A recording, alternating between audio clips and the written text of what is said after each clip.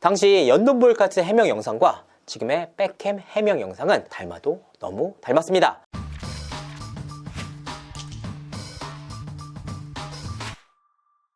시청자 여러분 안녕하세요. 연예대통령 이진호입니다. 배우 소유진 씨와의 결혼 이후 대한민국에서 프랜차이즈 신화를 구축해온 백종원 씨가 위기를 맞이했습니다. 발단은 다들 아시다시피 백캠 논란이었는데요. 설날을 맞이해서 특별 할인을 했음에도 불구하고 업계 1위인 스팸보다 더 비싼 가격뿐만 아니라 돈육 비율 등에서도 상당한 차이를 보였습니다. 사실 이 시점까지만 하더라도 백종원 씨의 팬덤이 워낙 공고했기 때문에 그를 믿겠다는 시선이 훨씬 더 많았습니다. 그도 그럴 것이 그동안 골목식당, 만남의 광장, 예산시장 살리기 등의 방송과 프로젝트를 통해서 소상공인들을 직접적으로 도와왔던 인물이라 그에 대한 믿음은 상당히 공고했는데요. 하지만 지난 1월 26일 백캠에 대해 말씀드린다 라는 해명 영상을 올린 이후 백종원 대표에 대한 믿음은 분노와 비판으로 바뀌었습니다. 워낙 팬덤이 탄탄했던 인물이라 이와 같은 변화에 대해서 의아할 정도인데요. 그도 그럴 것이 스팸보다 비싸다, 어떻게 45%나 할인이 가능한가, 낮은 고기 함량,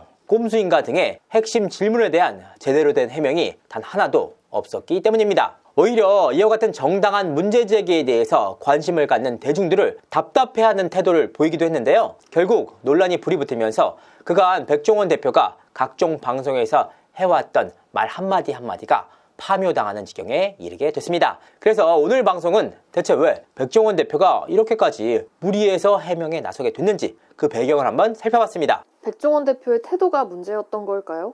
사실 백종원 대표의 태도는 이번 논란에 상당한 영향을 끼친 사안 중에 하나였습니다. 백종원 대표는 그간 방송을 통해서 선한 영향력 등을 행사해 오면서 그에 대한 팬덤이 상당히 두터운 상황이었습니다. 그래서 해명만 제대로 내놓게 된다면 대중들 역시 충분히 납득할 수 있는 사안이었는데요. 하지만 백종원 대표의 태도는 너무나도 단호하고 또 오만했습니다. 턱을 괴고 말을 듣는가 하면 답답해하는 표정과 버럭하는 말투까지 시종일관 시청자분들을 가르치는 태도로 일관했다라는 지적까지 나왔습니다. 특히나 백종원 대표는 이날 더보뉴스라는 타이틀을 달고 조충현 아나운서를 섭외해 해명 방송을 진행했는데요. 뉴스 형식인 만큼 조충현 아나운서가 백종원 대표에게 묻고 답을 하는 방식으로 진행됐습니다. 하지만 이날 조충현 앵커가 또 이런 백캠 사태가 일어날지도 몰랐지만 이라고 말을 하자 백종원 대표는 사태라뇨 라며 조충현 대표를 향해서 눈을 부라렸습니다. 기본적으로 해명에 나선 백종원 대표가 시청자들의 의견을 받아서 질문을 하는 조충현 앵커보다 훨씬 더 갑의 위치에 있음을 엿볼 수 있는 태도였습니다. 사실 그동안 업계에서는 백종원 대표의 두 얼굴에 대해서 적지 않은 말들이 나왔습니다. 방송에서는 굉장히 편안하고 구수한 동네 아저씨처럼 비춰지지만 실제로는 냉철한 비즈니스맨이다 라는 지적도 나왔는데요. 그런데 방송에서의 모습과 실제 모습이 일치하는 인물들이 얼마나 되겠습니까? 오히려 이 부분들은 백종원 대표의 날카로운 통찰력과 비즈니스맨으로서의 신뢰가 더해지면서 긍정적인 방향으로 흘렀는데요. 하지만 이번 해명 영상을 통해서 백종원 대표에 대한 재평가가 이뤄지게 됐습니다. 여기에는 또 다른 문제 사안이 한 가지 더 불거졌는데요. 이와 같은 해명 영상 이후 반응이 극도로 악화됐음에도 불구하고 불과 이틀 만에 백종원 대표는 역대급 조회수 베스트 10, 설날엔 이걸로 끝이라는 영상을 다시 한번 업로드했습니다. 사실 조금만 유튜브 생태계를 알아도 이와 같은 대응에 나서기는 무척이나 어려운데요. 상장회사 대표로서 엄청난 직원을 거느리는 한편 본인의 유튜브 채널을 직접적으로 운영하고 촬영까지 하는 전문팀이 있었음에도 불구하고 직원을 하는 직원들이 드물었다는 의미입니다. 그만큼 백종원 대표의 독단적인 결정으로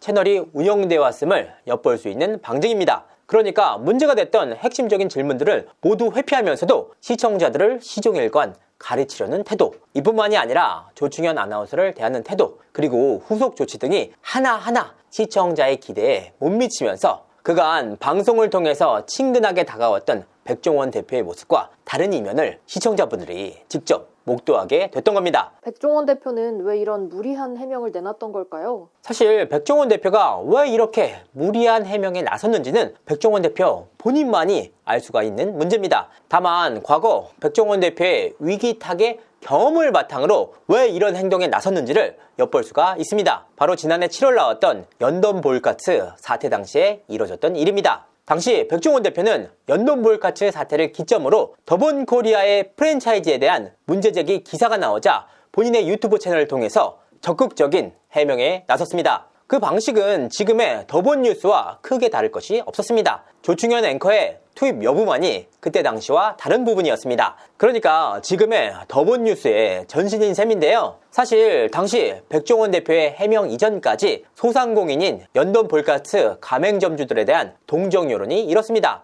하지만 백종원 대표의 해명 영상 이후 여론은 180도로 뒤집혔는데요. 당시 백종원 대표는 정말 억울하다라면서 당시 문제 제기에 대한 해명에 나섰습니다. 프랜차이즈 평균 존속기간이 7년인데 더본코리아 가맹점은 3년에 불과하다. 프랜차이즈 매장당 매출은 반토막이 났는데 본사 매출은 9배나 증가를 했다. 더본코리아 영업이익이 낮다 등의 문제 제기에 대해서 하나하나 해명에 나섰던 겁니다. 더본코리아 가맹점의 존속기간은 3년에 불과하다는 문제 제기에 대해서는 존속기간과 영업기간의 혼동으로 벌어진 일이다. 영업이익이 낮은 것은 그만큼 가맹점들에게 도움이 되는 일들을 많이 하는 회사다. 프랜차이즈들의 평당 매출은 오히려 늘었다라고 반박했습니다. 사실 백종원 대표의 해명은 당시 언론을 통해서 문제 제기됐던 핵심 내용과는 거리가 있는 내용들이었습니다. 그럼에도 불구하고 600만이 넘는 유튜브 채널을 보유한 백종원 대표였던 데다가 워낙 대중들로부터 탄탄한 신임을 받고 있는 백종원 대표였기에 아무런 무리 없이 당시 위기를 타개할 수가 있었습니다. 심지어 당시 백종원 대표의 해명은 언론을 통해서 아무런 비판적인 검증 없이 고스란히 주장 그대로 기사화가 되기도 했는데요. 수백여 건의 기사가 그야말로 쏟아졌을 정도입니다. 그렇다면 그 누구도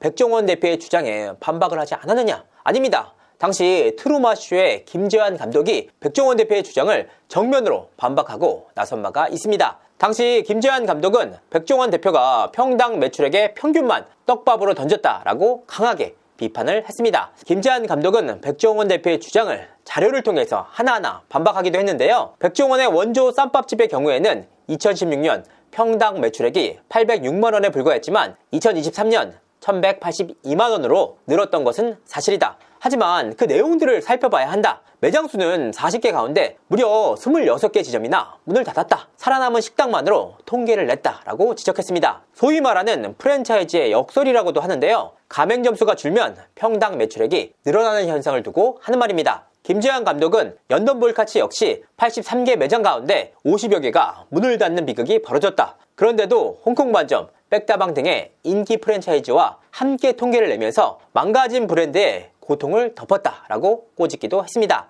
그러니까 장사가 잘 되지 않는 프랜차이즈의 소수 지점들과 당시만 하더라도 1449개의 백다방을 함께 통계에 넣으면 결과적으로 통계의 함정에 빠질 수밖에 없다는 지적이었습니다. 특히 백종원 대표는 당시 문제를 제기한 연돈볼카츠 8개 가맹점주를 제외한 나머지 가맹점주들은 굉장히 신났다라고 말했는데요. 김재환 감독은 이와 같은 발언을 두고 을과 을들의 싸움을 부추긴다라고 꼬집기도 했습니다. 백종원 대표의 해명 이후 열흘 만에 나온 자료와 통계를 가지고 객관적인 검증에 나섰던 방송이었는데요. 그럼에도 불구하고 당시 김재환 감독의 반박은 주목도가 떨어졌습니다. 오히려 백종원 대표가 거대 언론사들의 희생양이 됐다는 프레임이 씌워지면서 백종원 대표를 향한 동정 여론이 줄을 이었는데요. 실제로 당시 해명 영상 이후 각종 언론에서는 백종원 대표가 억울하다라는 취지의 기사가 쏟아지기도 했습니다. 결과적으로 정직하고 선한 이미지의 방송인이자 사업가로서 이미지가 다시 한번 구축이 되면서 백종원 대표는 승승장구할 수 있었습니다. 당연히 백종원 대표를 향한 정당한 비판 영상 역시 대중들의 시선에서 사라졌습니다. 이처럼 600만 명이 넘는 유튜브 채널 파워와 함께 백종원 대표의 긍정적인 이미지까지 더해지면서 당시 위기를 굉장히 손쉽게 타개할 수가 있었는데요. 이와 같은 위기 돌파 경험을 통해서 다시 한번 백캠 해명 영상을 통해서 정면 돌파에 나선 것이 아니냐는 지적이 나왔습니다. 그러니까 8개월의 시간차가 있기는 했지만 당시 연돈볼카츠 해명 영상과 지금의 백캠 해명 영상은 정말 닮아도 너무 닮았습니다. 결론적으로 말씀을 드리면 백종원 대표가 하루아침에 달라진 것이 아니고 시종일관 그렇게 대응을 해왔지만 그에 대한 평가가 달라졌을 뿐이다. 백종원 대표가 이번 위기도 돌파할 수 있을까요? 사실 백종원 대표가 범법 문제로 인해서 사회적인 물의를 일으킨 사안이 전혀 아닙니다. 그간 믿었던 백종원 대표의 이미지가 실제와 달랐다라는 실망감의 일환이었는데요. 그렇기 때문에 백종원 대표가 현재 출연하고 있는 방송 출연에는 아무런 지장이 없을 전망입니다. 그간 방송을 통해서 선한 이미지를 구축해왔던 인물이라 방송이 거듭될수록 백종원 씨를 향한 논란들은 점차 희석될 가능성이 무척이나 높습니다. 다만 그간 백종원 대표가 각종 방송 출연을 통해서 본인의 사업 역시 굉장히 활발하게 확장을 거듭해오지 않았습니까? 그야말로 걸어다니는 광고판이라고 해도 모자람이 없을 정도였는데요. 그만큼 대중들이 백종원 씨를 신뢰했다는 의미이기도 합니다. 사실 백종원 씨가 새로운 프랜차이즈를 론칭할 때마다 그간 방송을 통해서 구축해온 선한 이미지는 그의 사업에도 상당히 긍정적인 영향을 미쳤습니다. 방송에서 나온 이미지를 믿고 계약을 했던 가맹점주들 역시 적지 않았다는 의미입니다. 결과적으로 백종원 대표의 선한 이미지와 영향력에 의존을 했던 더본코리아는 이번 논란으로 인해서 부메랑을 맞았습니다. 최근 주가 하락 사태 역시 백종원 씨의 백햄 논란이 상당한 영향을 미쳤다는 분석인데요. 해명 영상이 나온 지 2주가 넘게 지났음에도 불구하고 백종원 대표는 계속해서 침묵을 이어가고 있습니다. 그간 각종 방송을 통해서 구축해온 선한 이미지를 통해서 수혜를 한몸에 입었던 인물인 만큼 더 이상은 이거 우리 짬뽕 아닌디유, 내가 언제 이렇게 알려줬어요 라는 유체이탈식 화법이 아닌 책임감 있는 해명에 나서주시길 바라는 마음입니다. 이상으로 이진호였습니다. 감사합니다.